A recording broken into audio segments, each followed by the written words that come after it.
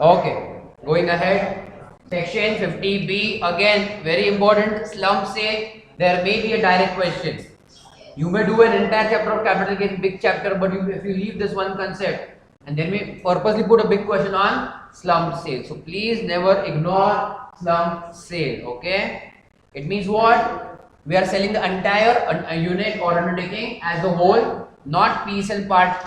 You can say one piece of the asset of the company. Okay, that's why the sale consideration for the entire unit, not individual assets. Yes, pay attention. So what is the case? Section 50B, sale of assets in the slump sale. Period of holding, again important. Date of setting up of the undertaking. Date of setup, section 3. Proviso, you have that something explanation is given, no? Section 3 also. Date of setup of that undertaking. This will be given to you in the question. Okay, till the date of slump sale. Sale consider obviously the lump sum price, the lump sum value which you are getting.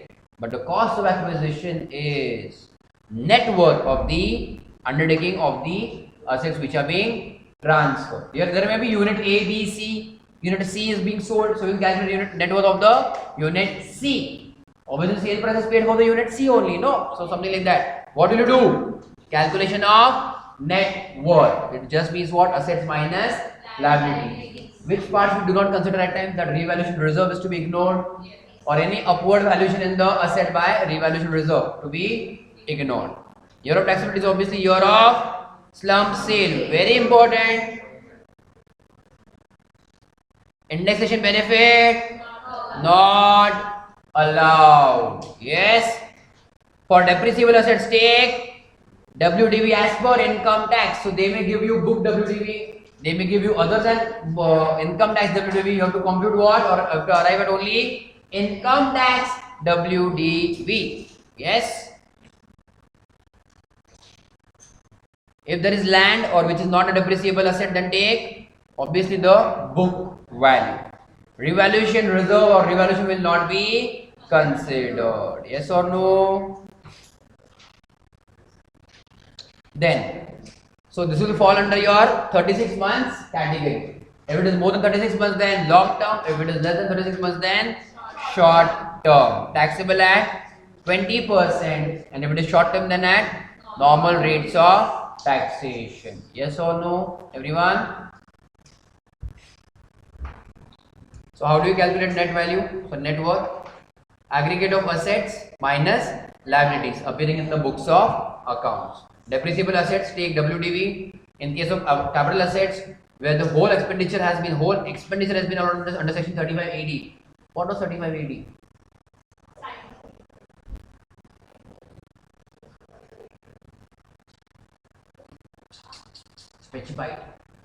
Specified business, BGBP. Then we take it as nil. Okay.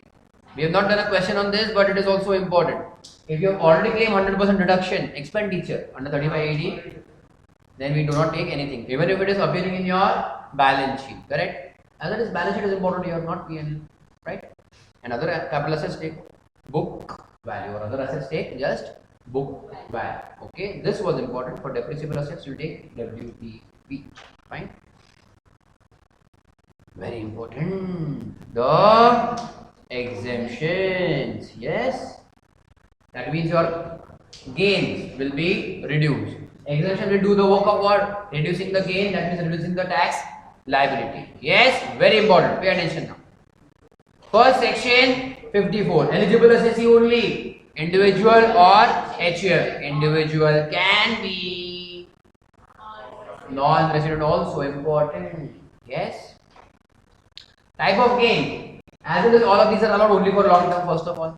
So here it is long term. What is the outgoing asset? That means the asset which is being transferred. Residential house property anywhere in India or as well as outside India. But incoming asset, the invested asset has to be what? Only one residential HP. You cannot invest in two residential HP and claim benefit for both. No. Only one residential HP. But where in India? Only in India. Whether a new asset or a second hand asset. But First for the assessee. Yes or no? Then next one. Conditions for the new asset. That means the asset based on which you are claiming the exemptions. It has to be purchased or acquired when? 1 year before the date of transfer or 2 years after the date of transfer. This is for purchase acquisition. Allowed. But for construction, 3 years after the date of transfer of the original or old asset. Yes? Everyone? Then, exemption obviously is how much? The gain or the amount invested, whichever is lower. Exemption, we have seen the basic common sense. Exemption cannot result into negative income. Yes or no? Or exemption cannot result into loss. Exemption maximum can be the amount of income. Yes or no? Restriction on new asset, check.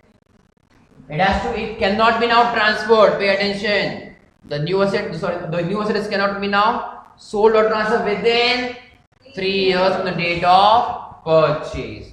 That means just for the sake of exemption, you cannot invest into new property. Are you following till here?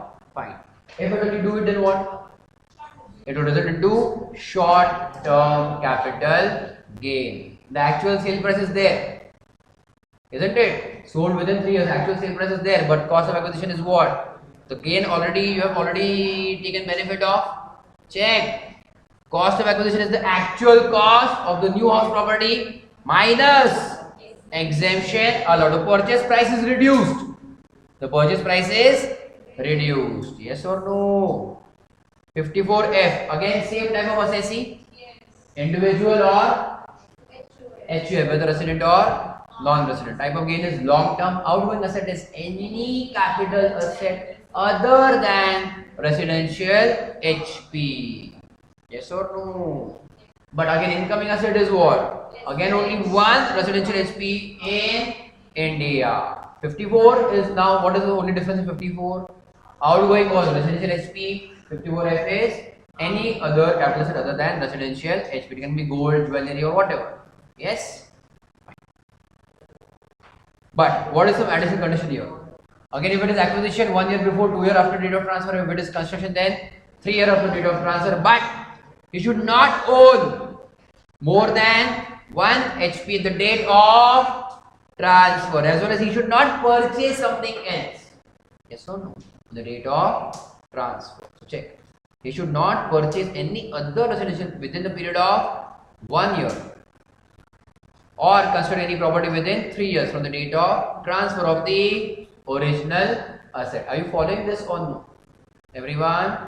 So outgoing asset is any other asset, correct? Then you bought 1 HP. When you bought this new HP, it looks like mushroom, but it is HP. Yes?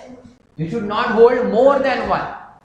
So this has to be your second property only. And the condition here they are saying is what? You should not now hold third property. Maximum now 2 property. Yes or no? If you not fulfill any condition, obviously there is breach of effect will come into picture. Yes? This is important again. The amount invested. Check. What is the amount of exemption? There is a ratio. The gain into what? Amount invested in the new HP upon net sale consideration. It is not a direct figure. It is a ratio. Yes or no? So the gain into the new HP per price upon net sale consideration. That will be the value of your exemption. Yes? Again, the new HP, because of which you are getting the exemption, should not be sold or transferred within 3 years of purchase. If sold, then short-term gain will arise. Also, obviously, the long-term capital gain which was earlier exempted will be taxable. Same thing. That means the effect is what? LTCT will now be taxable. Yes or no? So both the cases, what was common was incoming asset is 1 HP, residential HP. But there are people who don't want to invest in residential HP, so they can invest in bonds and still claim exemption. So that helps over here in this case of section 54 EC. Outgoing asset now any asset includes residential HP, but incoming asset now is not residential HP, it is capital gain bonds or NHAI, RECL or Power Finance. Again, gain obviously is long term. But the bond should be invested within 6 months of the date of transfer. Maximum for a financial year for a transfer, maximum benefit in a year is 50 lakhs for that transfer. You cannot shift or migrate it in the next year. Not at all allowed. Yes or no? So that loophole in that law is removed. Right? Obviously again, exemption cannot be more than the gain. So gain or amount invested whichever is lower. If a person invests 60 lakhs, he will get benefit of 50 lakhs.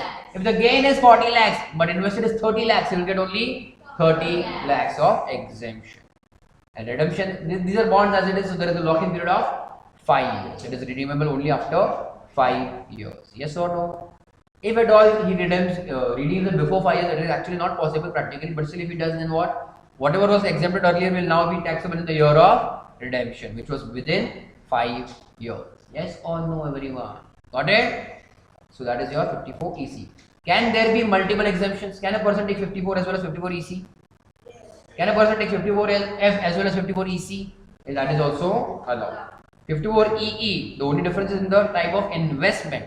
The bonds are for what? Check. It is a fund. You are investing in the units of the fund which is for the startups. But 54 EE, the redemption period is only 3 years. The lock-in period is only 3 years. Everyone got it? Then 54B, pay attention. Capital gains on transfer of urban agri land. This is not through compulsory acquisition. Compulsory acquisition we will see in section 1037. As it is rural agricultural land is not a capital asset, this chapter does not arise for rural agricultural land. Urban agricultural land can be voluntarily transferred or sold, or it may be compulsorily acquired. Compulsorily acquired, again there are conditions, that is for 1037 exemption. But if it is sold, then there is some benefit also. Correct? You can convert urban agricultural land into rural agricultural land. That means selling of urban agri to purchase of rural agri. You may sell urban agri and you may also again purchase urban agri. All of this is allowed. So you can get some exemption. Understood? So this is not case of compulsory acquisition. Individual HUF or HUF is the SSC. Condition to be fulfilled. Check. Urban agri land must be used for agricultural purpose. Yes or no? Important. Correct? Again by individual himself or his parents or HUF. But again for 2 immediately preceding years. So the conditions are same of section 1037. But here there is a sale. He should purchase agricultural land, either rural or agri, within 2 years. So both of it is allowed, huh? Urban or rural. That means converting capital asset into a not a capital asset. But now the period is of 2 years. Okay. Type of CG, it can be short term as well as long term. So here both of them are allowed. Exemption, again whichever is lower, the gain or amount invested. And transfer of new asset. Now new asset means it was either an urban agri land or rural agri land. If it was rural agri land, as it is exempted. But if it was urban agri land, then check. Short term capital gain will arise. If it is within 3 years, purchase or whatever, it is sold. Fine.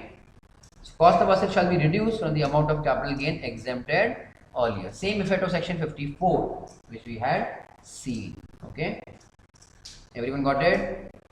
Now check. If the new agricultural land is rural, then no capital gain will arise, even if it is sold within 3 years. Right?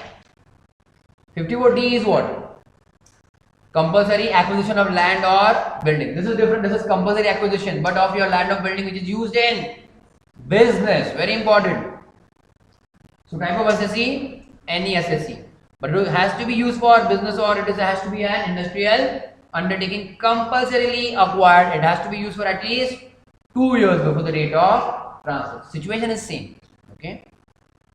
But again, he can do what? Invest or buy new building or new undertaking. Yes or no? By shifting or re-establishing the existing undertaking. But your time period is more of 3 years. That will be the amount of exemption he can receive. So the amount is what? Either CG or amount invested, whichever is again lower. Other rules are exactly same. Got it?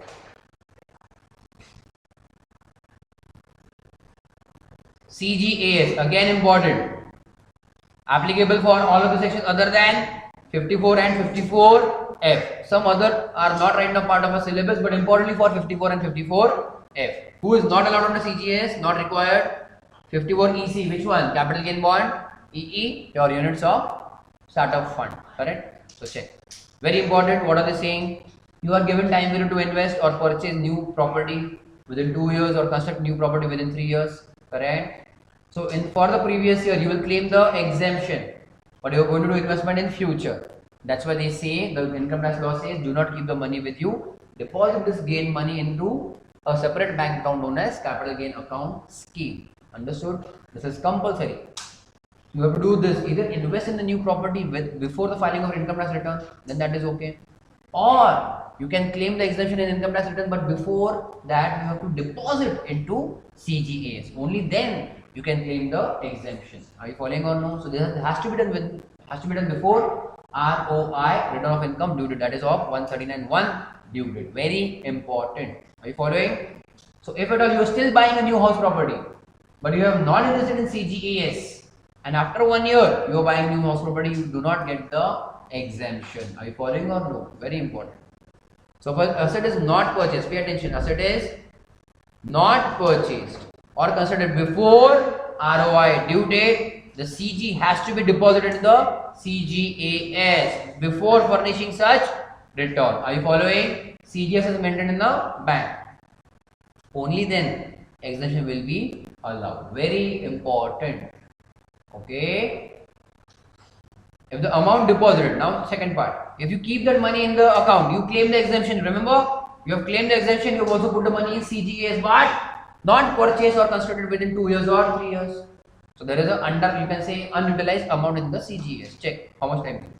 So if it is not utilized, either wholly or partly, within the period specified, 2 years or 3 years, then the amount so unutilized shall be charged under section 45. Section 45 is your charging section of capital gains. Yes or no? In the which year? In the year or which period from the date of transfer of the original asset expires. 2 years or 3 years? Yes or no? Correct? As the income of the PY in which the period of from the date of transfer or original asset expires. For section 54F and 54GB, amount taxable will be unutilized amount into original LTCG upon net sale consideration. Yes, if you remember, this was a LTCG. Remember, LTCG into amount invested upon net sale consideration, that was the amount of exemption. Here now we are taxing the unutilized amount into LTCG upon net sale consideration. Why taxing? Because it remains unutilized. That's why. Unutilized amount would be taxable in the third year if it was kept for purchase. Okay, even if it was kept for purchase. However, amount was kept under section 54B.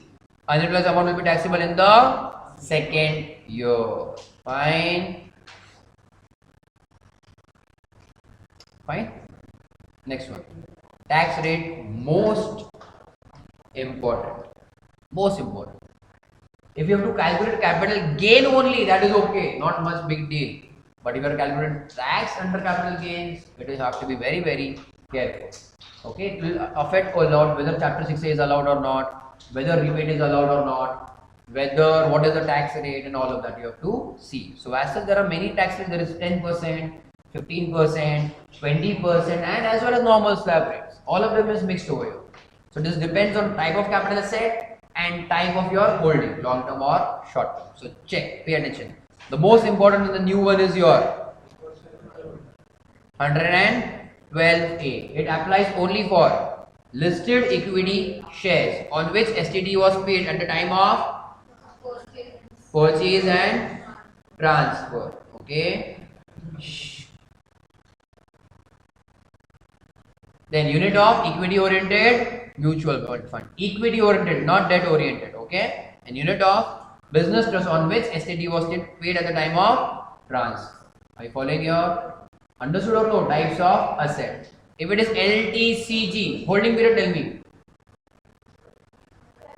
Exceeding 12 months. Tax at the rate of concessional rate of tax is 10%. Above rupees 1 lakh is exempted. Whatever is above 1 lakh will be taxed at simply at blanket rate of 10%. Indexation is not allowed. There is a separate set of calculation for cost of acquisition. Yes or no? Okay. But if it is short term, this is 112A, that short term is 111A, tax at the rate of 15%. Short term as it is in the entire column, there is no indexation by default. Chapter 6A, not allowed from such income. Benefit of unexhausted limit of basic acquisition limit can be allowed only for resident individual of HUF. If he has IOS income of let us say 60,000, yes, and let us say STCG of rupees 3 lakhs, yes or no? If the basic exemption limit is rupees, let us say 2.5 lakhs, are you okay till here? Is this 60,000 now taxable? No, because you are utilizing basic exemption limit of rupees 2.5 lakhs, yes or no? How much of this remains? 1.9 lakhs. This is unexhausted basic exemption amount. This can be reduced or no? Only in certain cases or certain types of assessee. So in this case, okay, 111A, it can be reduced. Yes, everyone. So how much remains? So 3 lakhs minus 1.9 lakhs. 1.1 lakhs will be taxable. Are you following me here? Yes? Okay.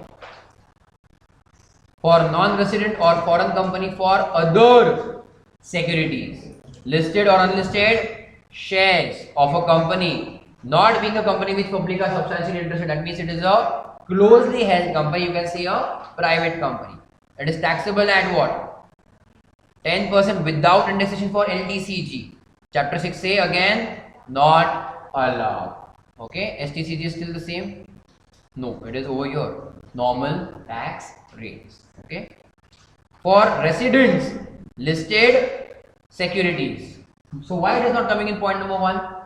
Because it is only for shares. Over here we will have other than shares, listed securities or zero coupon bonds. Zero coupon bonds are capital assets. They come in the 12 category, 12-month category. Good. He has two options. 20% with indexation or 10% without indexation. Whichever is lower, he can claim the same. Chapter 6A, not allowed. An exhaustion limit allowed only for resident individual or HUF. For residents, unlisted securities or debt oriented fund. What is the period of holding? 36 months. Very good. Beyond 36 months becomes LDCG. Correct. Long term. 20% with indexation. Correct. Chapter 6A, not allowed. And this is unexhausted limit is allowed. Only but again for resident individual or HUF. And lastly, whether resident or non-resident, any other capital asset, this is again same. 20% with indexation. Chapter 6 is not allowed. And benefit is allowed but only for benefit of what? Unexhausted limit is allowed only for resident individual or HUF. If all of these are short term, tax at slab rates. Chapter 6A, here it is, everywhere it is allowed.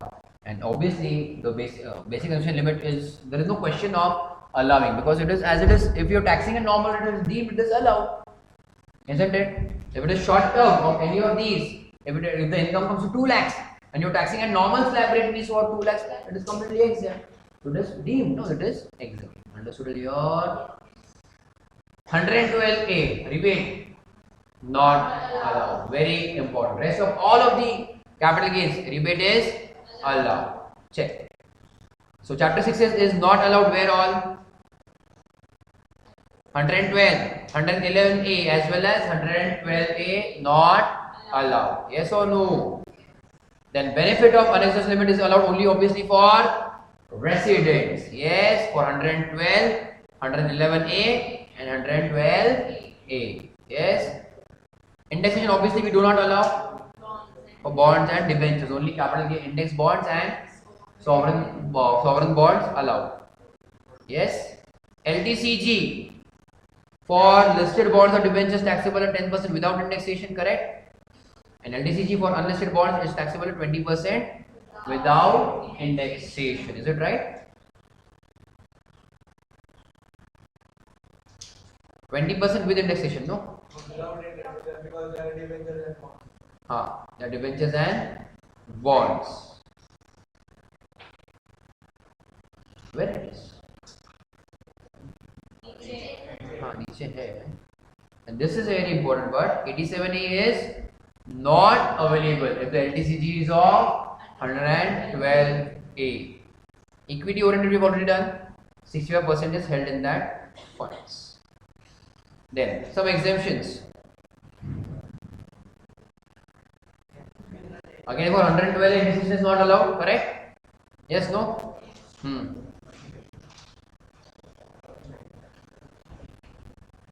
Yes, this is utmost important, very important for listed equity shares or units of equity oriented fund or units of business trust, okay, on which STT was paid. Remember 112A, wherever it is applicable to the special section for special provisions.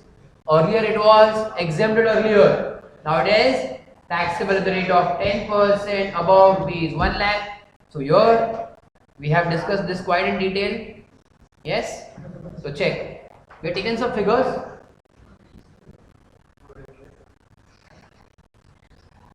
Check. Cost of acquisition. Sale price is the actual sale price. We are deciding the cost of acquisition. Let us say this is the cost of original cost of acquisition actual. This is FMV on 31/1/18 and this is the actual sale price. Yes or no? So check, what do you say? Cost of acquisition is higher of cost of acquisition of such asset. Yes or no? 100 we know. And lower of FMV as on 31/1/18 or full value sale consideration. So 150 or 200, whichever is lower. Who is lower over here? 150. Then we compare what higher of 100 or 150. Who is higher over here? 150. 150 is the sale consideration. That is the cost of is 150. Sale price was how much? 200. So 200 minus 150. That will be your gain. Yes or no?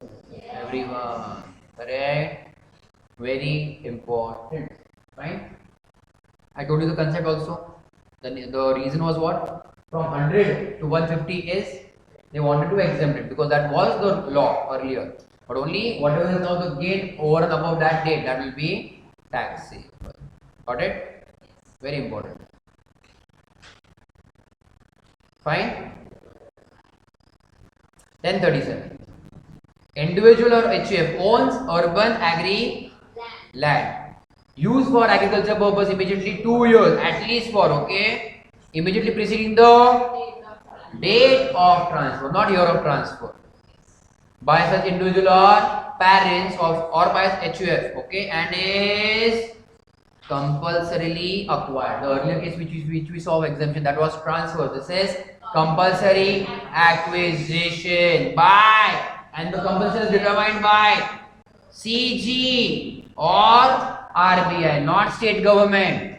Okay, the resultant capital gain will be exempt provided such compulsion received on or after 1/4/2004. Obviously, you will get the recent cases only. That is completely exempt. Very important. Okay, that was your capital gain revision. Okay.